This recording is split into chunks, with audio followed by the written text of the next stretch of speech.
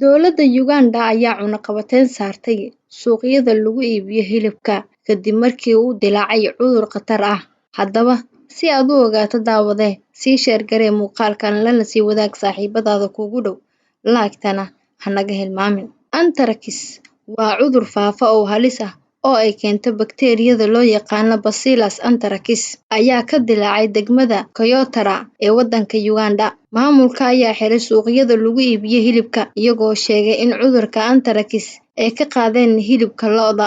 Ilaa iyo hadda waxaa la xaqiijiyay inay dhinteen 17 qofood, 20 kalena ay sariir u jiifaan cudurkani. Bakteeriyada kudka ayaa markii ugu horeysay la sheegay sanadkii 1823, waana bakteeriyadii ugu horeysay ee abid la muujiyo inay sababto cudur sanadkii 1876. Robert Koch wuxuu ka salgaaray anthrax wuxuu muujiyay inay sababto cudur ku dhaca xayawaanka.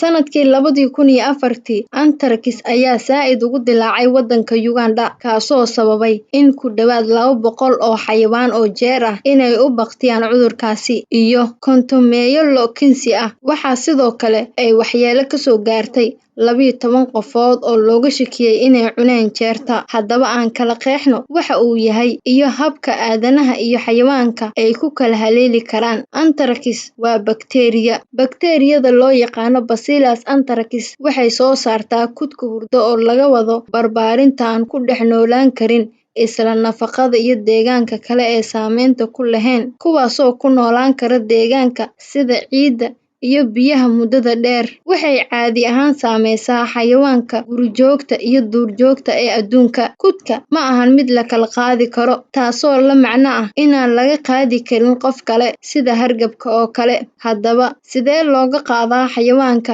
iyo sida uu ugu dhaco kudka?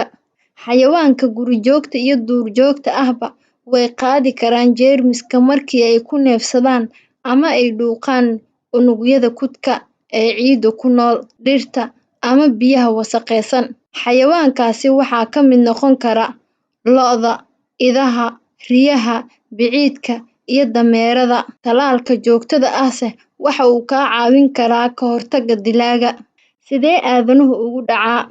Kudka ama unugga wax soo saarka bakteeriyada marka ay gaaraan jirka xayawaanka ama qofka meel qani ku ah biyo, sokor iyo nafaqo kale, waxay noqdaan kuwo firfircoon. Marka ay noqdaan kuwo firfircoon, bakteeriyadu way laba jibaarantaa, waxayna ku faaftaa jirka. Waxay soo saari kartaa sun, taasoo sababi karto jirro daran. Tani waxay dhici kartaa markay dadka ku neefsadaan meel kud ama unug soo saarta bakteeriyada leh, sida inay cunaan ama ay cabaan biyo wasakhaysan, iyo waxay ka gashaa meelaha jeexan ama maqaarka xoqan. Halkee ayaa laga helaa kudka? Kudka wuxuu u badan yahay magaalooyinka beeraha ee bartamaha iyo koonfurta Ameerika, Saxaraha Afrika, bartamaha iyo koonfur galbeed ee Aasiya, koonfurta iyo bariga Yurub, Kariibiyaanka iyo bariga Afrika oo dhowaan laga helay waddanka Uganda.